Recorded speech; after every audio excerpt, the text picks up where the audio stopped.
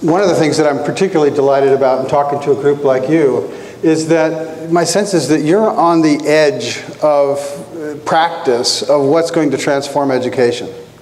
One of the things that I'm in particular been attracted to in my understanding of what JP's doing is the kind of what I call distributed dialogue. You heard some of those things that I was involved in earlier mentioned by Janie, including the Knowledge Link system at Pacific Bell and the Apple University virtual campus that was designed. One of the things that was really key to all of that work and to the work at MIT's Organizational Learning Center was this notion that, just like Janie puts it in the overall success of any reform is a reflection of support it receives, that the currency of that support, the most important currency of that support is feedback. That feedback is the quantum semantic element, the raw material that's flowing between all the different participants. That's what regulates the learning. In fact, at that time, I put this together in the form of a series of laws that it might be helpful for everybody here to understand. That just as she was saying about the success of any effort, you could say that the success of any program, any product, any process, any relationship, anything, any systemic anything, that the effectiveness of it depends on the volume, the scope, and the detail of the feedback that's informing it. That the volume, scope, and detail of the feedback that flow is kind of inversely related to how difficult it is for the people involved in a system to give feedback. And that the system's ability to learn from this feedback that it gathers is directly related to how well the people that are responsible for different aspects of performance are encouraging and supporting and getting that feedback, right? So one of the things that's at the core of modern organizational learning science is how do you put into place in the layers of infrastructure, in the layers of people relationships that are at the core of a system, how do you build in this kind of feedback? Now the reason that I got interested in this, and all this will connect to my main story here in just a few moments, the reason I got particularly interested in this is that my whole life work has been about how is it that we steward the interior participation health of our children's learning. As if the most important thing that we can bring forth in children is the healthy interior learning that's going on inside of them.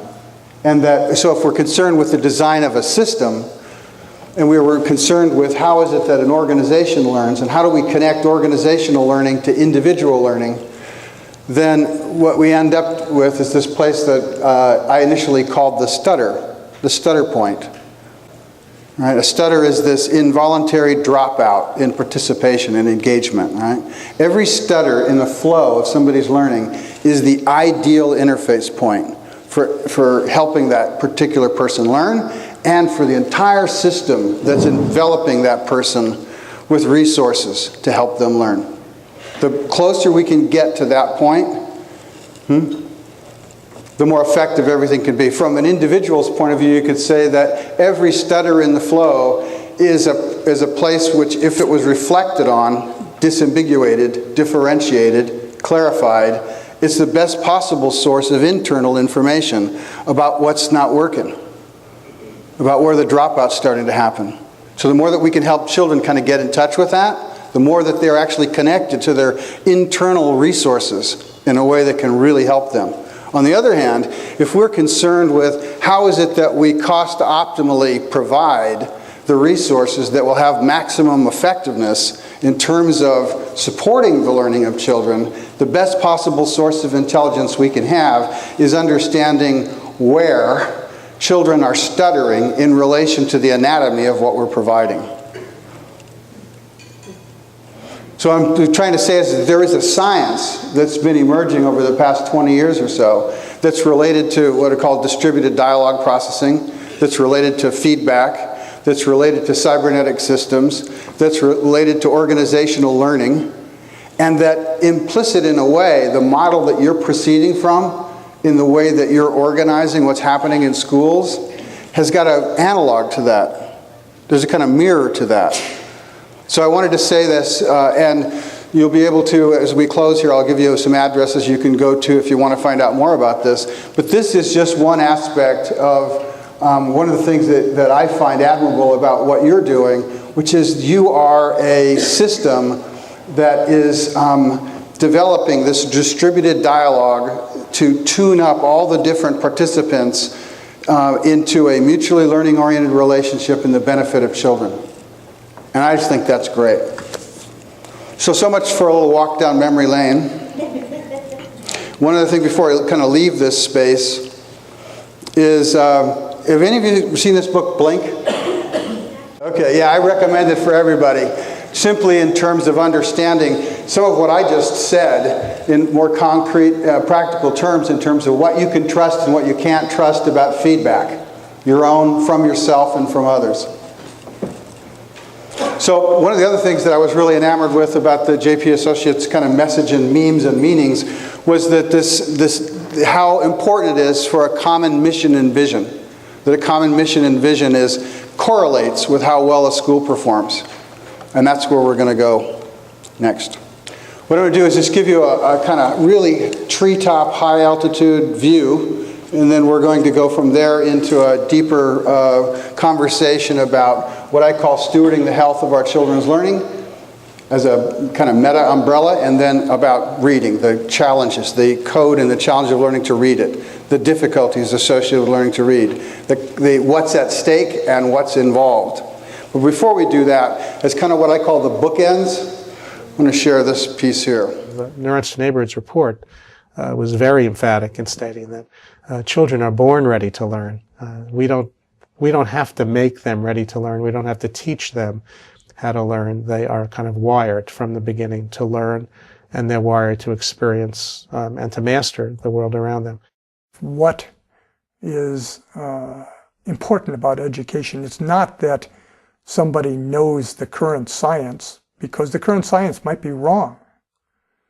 But it's that somebody knows how to learn about new science and adapt to do something that they had never even thought about doing when they were in school. That's the key element. The goal of education is not content. Content's going to continually change in this rapidly changing technological world.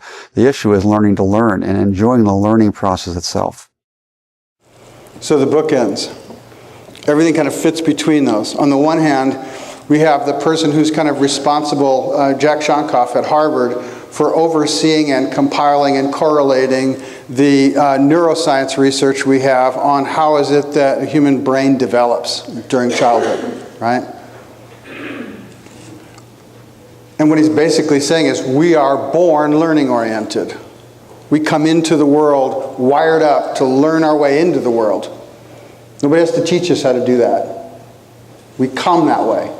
It's our instinct. It's our nature. It's what makes us, as we'll touch on with the anthropologist in a few minutes, it's what makes us human more than any other single thing. People could say language, but language is learned. I mean, it's our learning, our drive to learning, on the one hand. On the other hand, we have people who sit on top of the kind of great pyramid and look down on education as a whole, both in the United States and around the world. And they're studying what is it that makes education effective. And in fact, you've seen Hanashek quoted in some of the materials that are distributed here at this conference, right? And what Hanashek is basically saying is, there's nothing in particular that we have to teach them that's more important than how well they can learn. Learn in ways that are unpredictable at the time we're teaching them. There are massive implications to those two statements and how those relate, which is part of what we're going to talk about.